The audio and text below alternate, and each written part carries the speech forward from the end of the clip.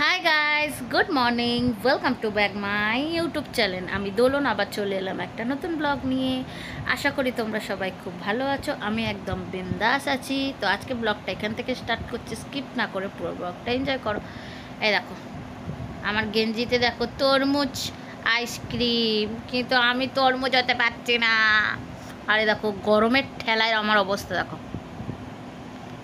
এখানে দুটো, এখানে একটা খুচরো পাপ বেরিয়ে গেছে। মানে এত গরমের জ্বালায় মরে যাচ্ছি, মরে।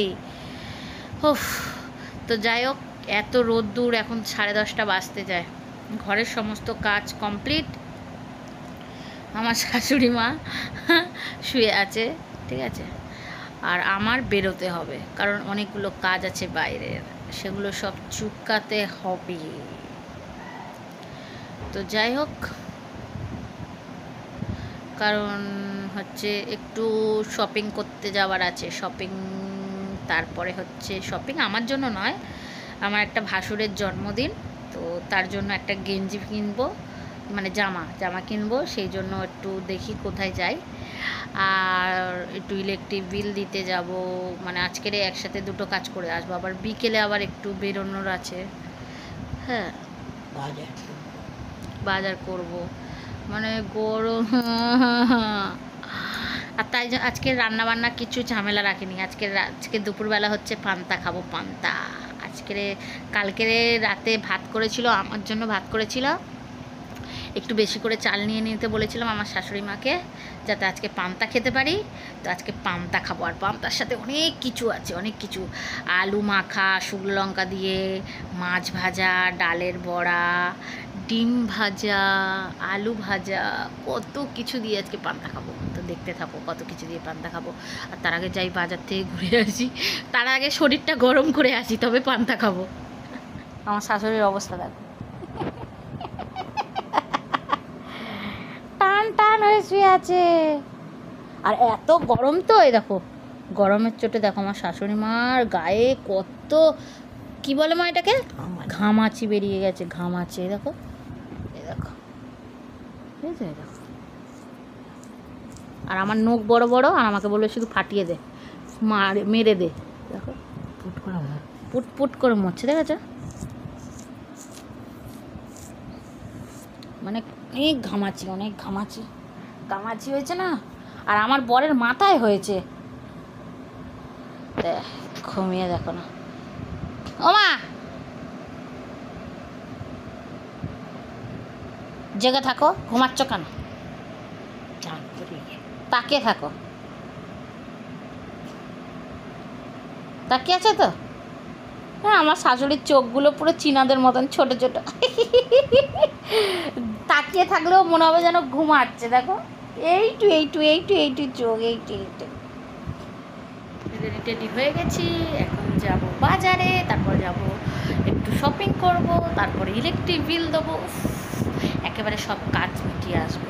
আর একটা জলের বোতল নিয়ে নেবো, ছোট্ট একটা জলের বোতল। বেরোলে একটা জলের বোতল অতি অবশ্যই সঙ্গে রাখতে হবে, নাহলে বাঁচা যাবে না। তো চলো বেরোনো যায়। বেরিয়ে গেছি। আর ছাতা নিইনি কেন বলো তো? এই দেখো, আমি বাজারের ব্যাগ বইবো না ছাতা বইবো। জলের বোতল নিয়েছি, তোমাদেরকে আমি বলি যে ছাতা জলের বোতল নিতে, কিন্তু কি করবো, অসহ্য লাগবে। কমপ্লিট। এই দোকানে এসেছিলাম, আর ঘরে গিয়ে দেখাবো কী কালারের গেঞ্জি নিয়েছি। এগুলো চুড়িদারের পিস? না না, এগুলো সব চুড়িদার পিস। এখানে চুড়িদারের পিসও পাওয়া যায়। আম, কাঁচা মেটে, এই দুটোই কাঁচা মেটে আম। এটা একটু দাম বেশি, এটা একটু দাম কম। এই যে মাখাচ্ছে দাদা, হেভি লাগে গরমের টাইমে আম মাখা খেতে, কার না ভালো লাগে।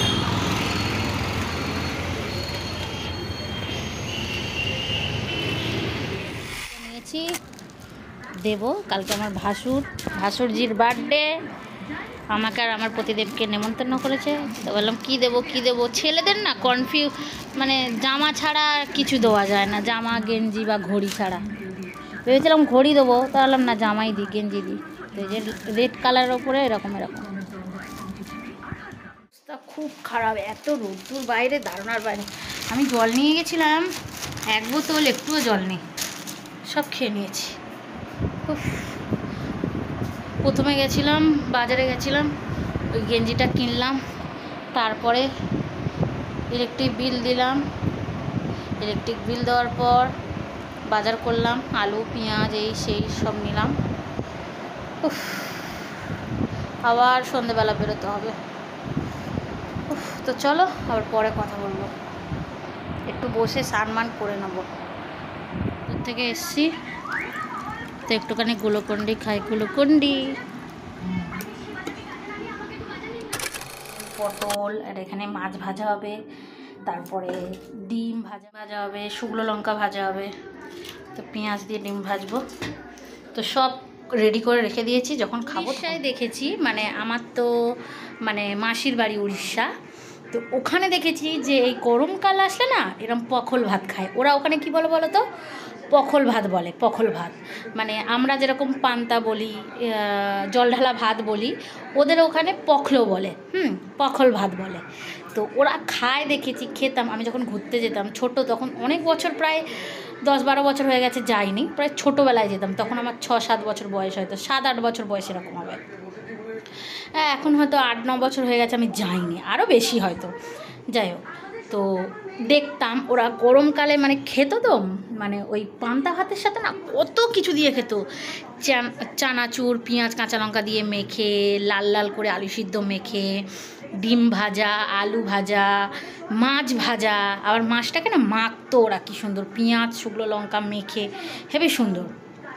তো ওই আজকের স্ক্রোল করতে করতে দেখছিলাম, মানে মানে ওরকমই রেসিপি দেখছিলাম। তো আমি আমার শাশুড়িকে বললাম যে চলো মা পকল ভাত খাবে। তা আমার শাশুড়ি খায় না, তো ওই জন্য আমার শাশুড়ি খাবে না, আমি খাবো, ঠিক আছে। তো আমি খেয়ে দেখবো যে ওরা এত ভালোবাসে। আমি খেয়েছি আগে, জল ঢালা ভাত খেয়েছি, হয়তো আলু ভাজা দিয়ে খেয়েছি, ডিম ভাজা দিয়ে খেয়েছি, এমনি খেয়েছি, এত কিছু দিয়ে খাইনি। তো আজকে এত কিছু করে খাবো, তো দেখবো কেমন লাগে। ওরা আবার না পান্তার ভেতরে সর্ষে, শুকনো লঙ্কা, কারি পাতা মানে ভেজে, উড়িষ্যার ফেমাস অথেন্টিক ফুড যাকে বলে পখল ভাত, সেই খাবো আর তোমাদের সাথেও শেয়ার করবো। চলো সব জোগাড় মোগাড় করে নিয়েছি, যখন করবো, যখন করা হয়ে যাবে খাবো, তখন তো রেডি হয়ে গেছে। তো এই যে জল ঢালা ভাত, পান্তা ভাত, এখানে আছে শসা, পেঁয়াজ, লেবু, এখানে আছে আলু সিদ্ধ, শুকনো লঙ্কা ভাজা, নুন, এখানে অনেক কিছু আছে। এখানে আছে ডিম ভাজা, ডালের বড়া, বেগুন ভাজা, পটল ভাজা, মাছ ভাজা। তো এই হচ্ছে আজকের পকল ভাতের রেসিপি বা মেনু বলতে পারো। তো দেখেছো কত লোভনীয় হয় পকল ভাত, উড়িষ্যার মানে খাবার দাবার কত টেস্টি হয় দেখেছো। তো লোভ না সামলাতে পেরে আমিও আজকে ঘরে ট্রাই করে ফেলছি। ও আমার তো দেখেই জিভে জল চলে এসছে পুরো। তোমরাও যারা যারা খেতে চাও ঘরে এরকম ট্রাই করো, অবশ্যই হেভি লাগবে, হেভি। আর এত গরমের মধ্যে তো এর থেকে নিঃশান্ত আর কিছু না।